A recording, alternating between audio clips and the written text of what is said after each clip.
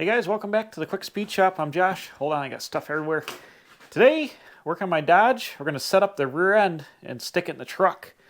Now last time, I've got a little science experiment going on here. Last time, I made some anti-wrap spring hanger or spring perches that are long, and they could go on a longer spring here. I've got rough country 4-inch lift springs in the back of this truck, and these wide perches will help with some axle wrap that could occur.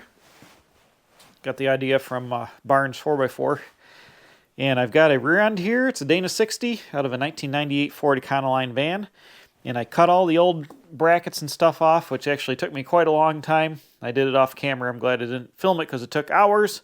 But I got the old brackets cut off, the old shock mounts cut off. I cleaned the whole thing up. It was pretty scaly. I sprayed it with Eastwood's rust converter, and it's converting the rust. That's why it's turning black. It's converting all the surface rust that was on it. But right now, we're going to set up the pinion angle and get the spring perches tacked on and set the thing in the truck. Okay, I made a little fixture for these. I've already measured across the leaf springs, and it's 43 3/8. So I made this little fixture, just the two 5/8 bolts, and a little piece of rod tack welded here so I could hold the perches at the correct width. And I already actually had this on here. I marked it with a marker where it's got to go. But I wanted to, this way I can lay them out for the correct width. And I've got a protractor here. Now originally, when I pulled the rear end out of this truck, the pinion angle was set to 8 degrees up. And since I put a 4-inch suspension lift in this, I think I want to put another couple degrees of pinion angle to help with drive shaft angle up. And I set the rear end up as close to 0 as I could here. Actually, this flange works really nice. And here on my gauge, I'm at 2 degrees up right now. I can't get it perfectly level because of the height of the jack stand. Well, I'm at 2 degrees up. I want to put 10 degrees of pinion angle into the perches, so I want to set them at 12 degrees, which will give me 10 when it goes to level. It will give me 10 because this is looking up. I want to look these down 12. Am I saying that right? Let me think about that before I screw up. I'll set them down. It's looking up.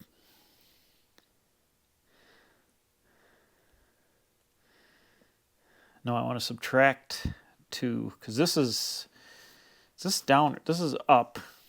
Hold on a minute. So at 0, I would want 10 on my perches. 10 this way.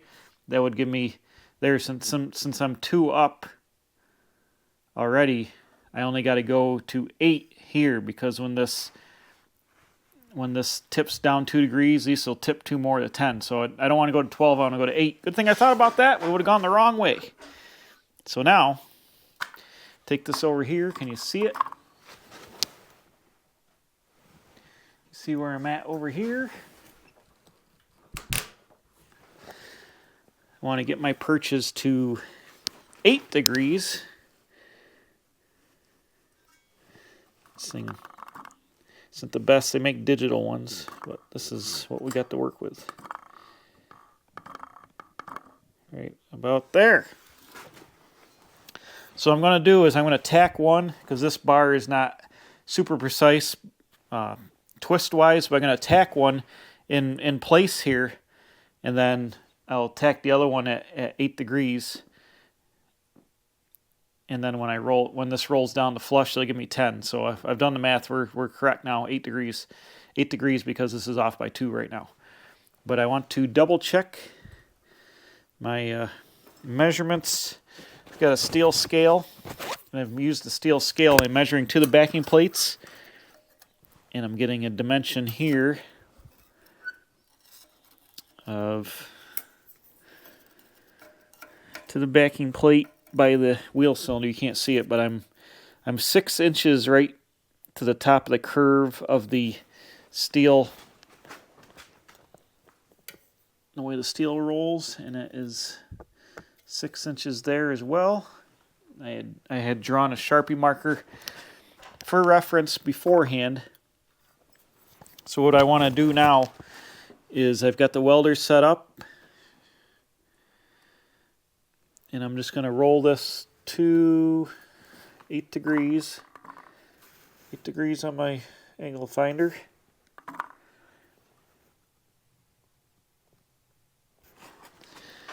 want to put a tack. Of course, I don't have any of the gear ready. Dang it. That's about it right there. Just going to make a tack.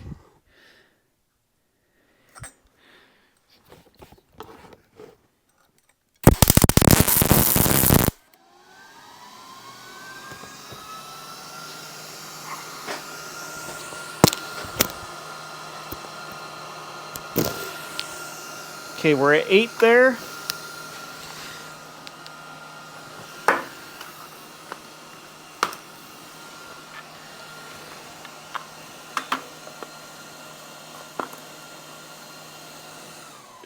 Gonna do the same thing over here.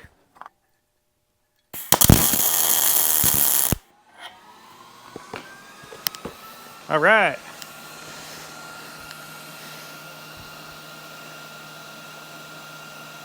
Yeah, we're at 8 there.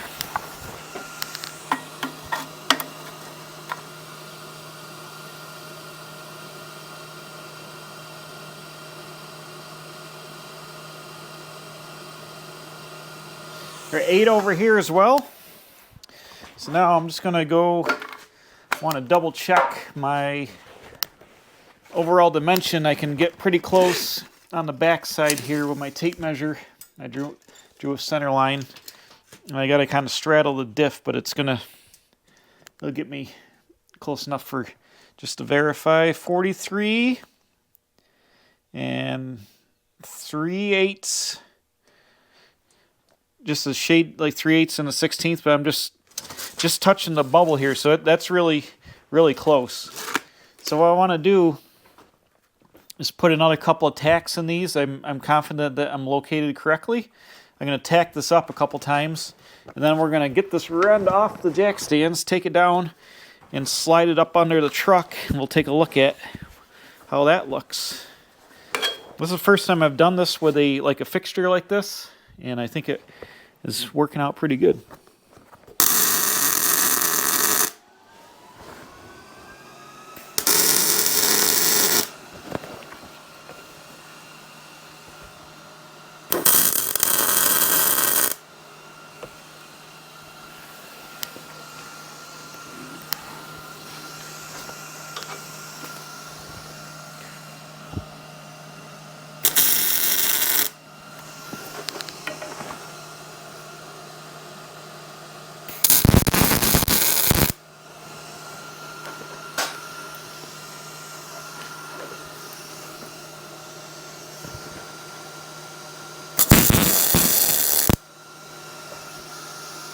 Bam!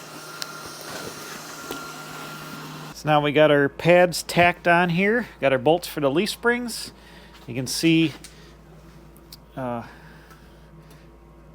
talking about pinion angle. When I pick this up and I take them to level, the front pinion goes up like that. There's our pinion angle. So if I just put a level or zero out the deal there, well, here we'll check it actually. Okay, I've set the jack stand. That's almost at 0. Close enough for practicing. And then here, if we come over here to the pinion, I wanted 10 degrees, and I've got 10 degrees right there. 90 would be 0, and I'm on 80. So I got 10 degrees of pinion up. That's exactly what I wanted. Originally it was 8, and I added 2 to compensate for having the 4-inch lift, just to help with the driveline angle a little bit. So now that that's ready, let me go wrestle it under the leaf springs. We'll bolt it up in there and take a peek. This rear end is so heavy, it's like, I don't know, they're like 400 pounds or something. The thing is ridiculous. I've had to move the thing. Luckily, I can roll it on the drums like this on the floor to kind of wheel it in here. Just kind of drag it because it is heavy. Ah! Well, that's a good sign. It appears to be lining up under the springs. This side is down just a little bit. It might even lean on the pin, maybe.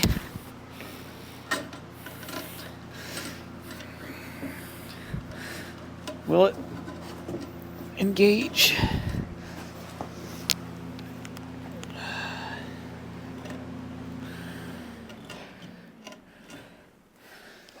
I don't really have any good way to pick this up right this second because it's too close to the ground.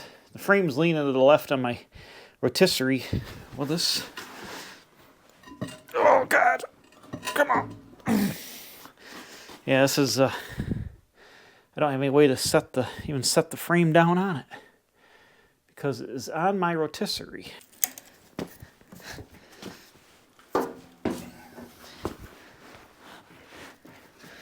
It was just in there. Come on. There we go. Hold that guy right there. All right, let me get the U-bolts and the U-bolt plates and we'll this guy together. But this is, it looks like it's going to line up just fine. All right, check it out. Got both sides clamped in. The axle spring perches are perfect. They fit the springs just so. I got my 10 degrees of pinion. It actually looks more than that now because the frame is running uphill. The front end's up in the air more than the rear, so the pinion angle is more than 10 right now. But both axle pads fit good. I measured from the springs over to the backing plates. That's perfect. It's right on the money.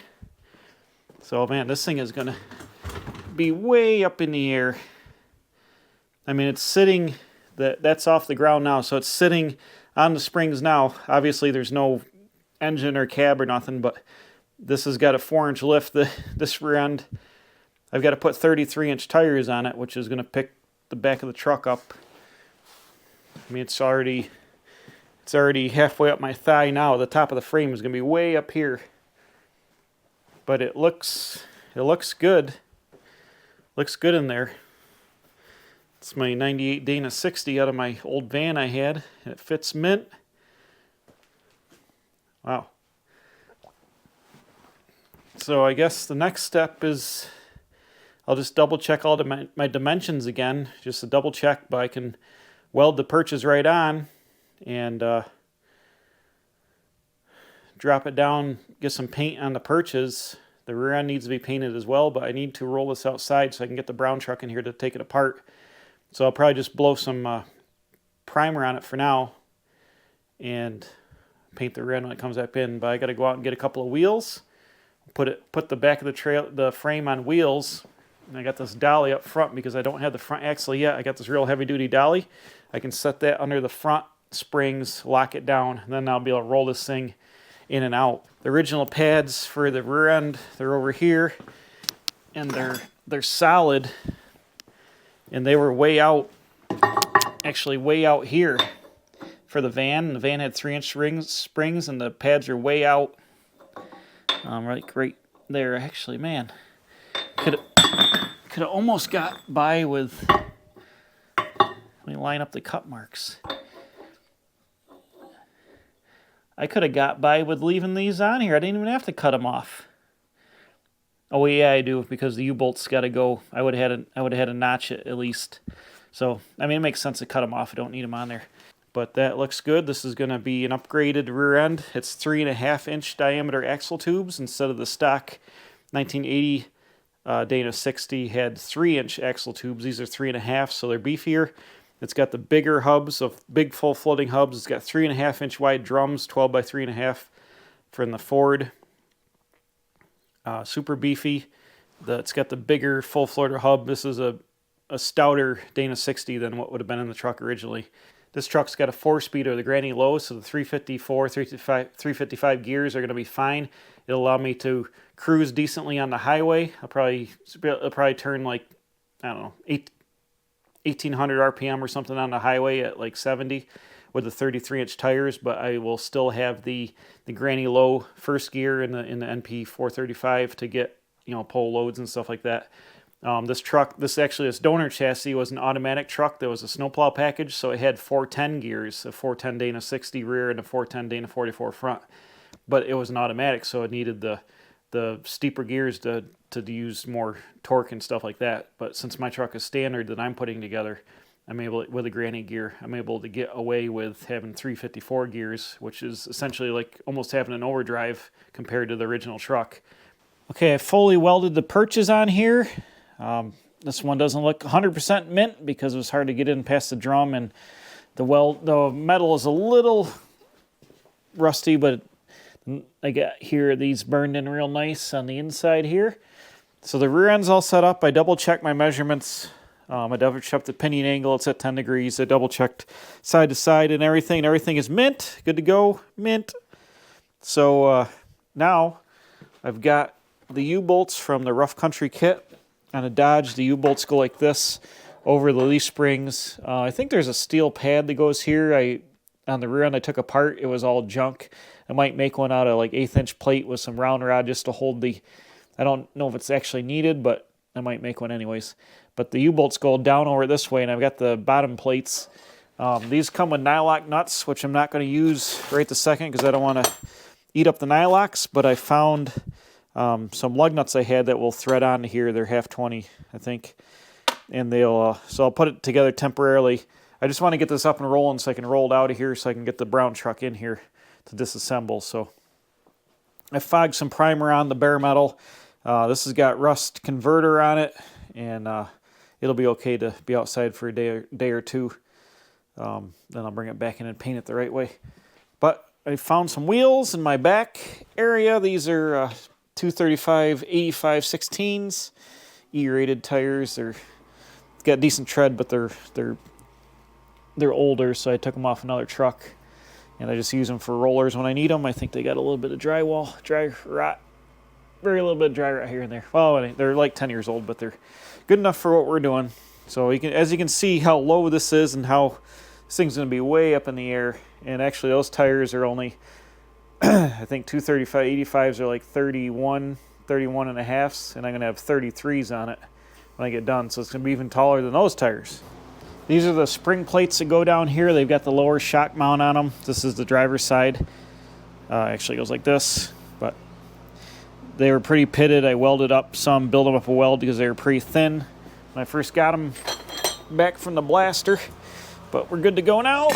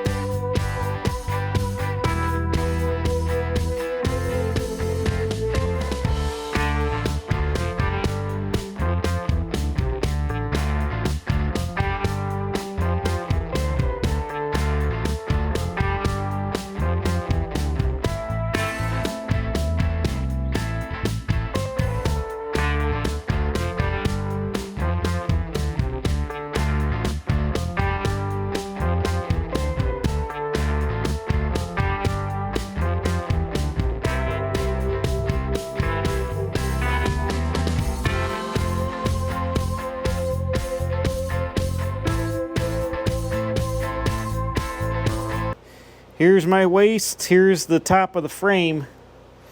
Now obviously there's not hardly any weight on it, but this thing doesn't even have the right size tires on it yet. Oh boy. So now the front's actually got to come up probably like another inch or two now. Man, that's way up in the air. I put the cab on this thing. The cab is going to be right close to the roof. I'm going to have to put the cab on the frame outside and then hopefully rolled in, or I'll have to get some rims without tires. I got some. I might have to roll in here on bare rims because it is way up in the air. That's only with a 4-inch lift kit. Imagine if you had a truck like a 6 or something. And big, I mean, this garage is not built for building big wheels. There we go. That's pretty awesome. It is way up in the air. So I'm going to go ahead and set the front down on this dolly I got here. I'm going to set that down and then get this thing ready to roll on out. But I don't know, hopefully I can get it in and out of the garage. Well, it's the next day here. Nothing changed except I put the front end down on the cart and kind of like propped up on some wood and strapped it around so it rolls real easy. Get this thing outside so we can pull the brown truck in here for the next video, start tearing that down. I bolted the rear receiver hitch on just to get a idea of how high it's going to be. I try to set all my trucks up with the exact same trailer hitch height, so when I use my trailer and stuff I can use the same hitch, but all my trucks aren't lifted like this one, so I'm going to have to get one of those dropped hitches and make forged ones now because they're expensive, like $100, but I'll probably need like a 4-inch drop, what do you call it, receiver to be able to pull my trailer when I set it up at the same height. But step back here, you can see just how high the back of this truck is. I mean, there's going to be a little bit of weight on it, but like here's where the bumper mounts, and it's mid-waist bumper height. That's tall. So it's going to get taller tires yet, like another 2 inches of tire on it. So this truck is going to be way up in the air. Real nervous about getting the cab on. The front end's about 3 inches lower than it's going to be. It's actually going to go up with the actual axle under it. So I'm going to be real nervous getting this cab on here and be able to get this truck out of the garage, like I said. But we'll see when that happens. We'll do something. I'll have to drag it out on skates on the axles or something like that. But that's where I'm going to leave it for now. I'm going to get this outside. I'm going to go out and fire up the brown Dodge. It was like 0 degrees for 3 days here. Now it's warming back up. It's actually going to go up into the 50s, melt all the snow, and stuff like that. So that's it. Thanks for watching. We'll see you again. Hey, don't forget to subscribe. Tell your friends. It's 2023. Let's get the views up. Let's get the channel up. We can do maybe break 20,000 subscribers by the end of the year, 25,000. Let's set a huge goal. Let's do 50. I don't care. Whatever. But let me know what you think. Let me know what you want to see, and we'll see you next year, 2023. Bam, here at the Quick Speed Shop. I'm a professional. Don't try this at home.